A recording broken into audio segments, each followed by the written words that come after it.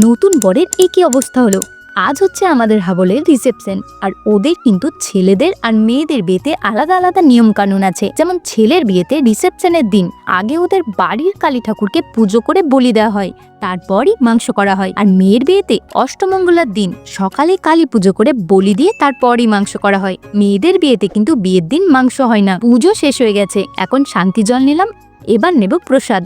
এখনো কিন্তু অনেক আচার অনুষ্ঠান বাকি আছে, সেগুলোরই প্রস্তুতি চলছে।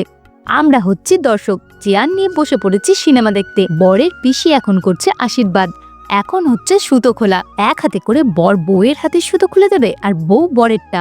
বেশ বসে বসে মজা দেখছিলাম, কিন্তু না, এসে বরের টিমে যোগ দিতে হলো সুতো খোঁজার জন্য। নবার করে দুজনেই নিজের বডির মধ্যে ওই হাত থেকে খোলা সুতোটা লুকিয়ে রাখবে, আর অন্যজনকে সেটা খুঁজে বের করতে হবে। কিন্তু আমি সেখানেও বেশিক্ষণ থাকতে পারিনি, কারণ আমার ঘাড়ে এসে পড়েছিল অন্য একটা দায়িত্ব। এই যে এই ছাতাটাকে রেডি করার দায়িত্ব, যেটা নিয়ে একটু পর বর যাবেন বউকে খুঁজতে। সব শেষে এখন চলছে এই যে এই নিয়মটা, যেটা মেয়ের বাড়িতে অষ্টমঙ্গলার দিন করা হয়।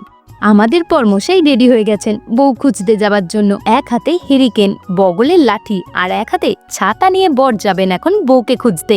এই যে পরমশাই বেরিয়ে পড়েছেন বউ খুঁজতে। বউকে খুঁজে পেয়ে গেছে, এবার বউকে কোলে করে নিয়ে যাবে বাড়ি, আর আমরা যাব আমাদের বাড়ি। রাত্রিবেলা যাবার জন্য আমি রেডি হয়ে গেছি। আর এই দেখো রুমের অবস্থা, প্রথমে শাড়ি পরে সেটাকে খুলে আবার একটা গাউন পরেছি। এসে দেখলাম সবাই এসে গেছে, আমি বোধহয় একটু লেট করে ফেলেছি। তারপর আর কি, এই যে ওদের আমরা সবাই বন্ধুরা মিলে কিছু গিফট দিয়ে তারপর একটু নাচানাচি করে চলে গেছিলাম খেতে, আর খাওয়া দাওয়া শেষ করে চলে এসেছিলাম বাড়ি। তো চলো আজকের ভিডিওটা এতটুকুই, দেখা হবে আবার পরের একটা ভিডিওতে।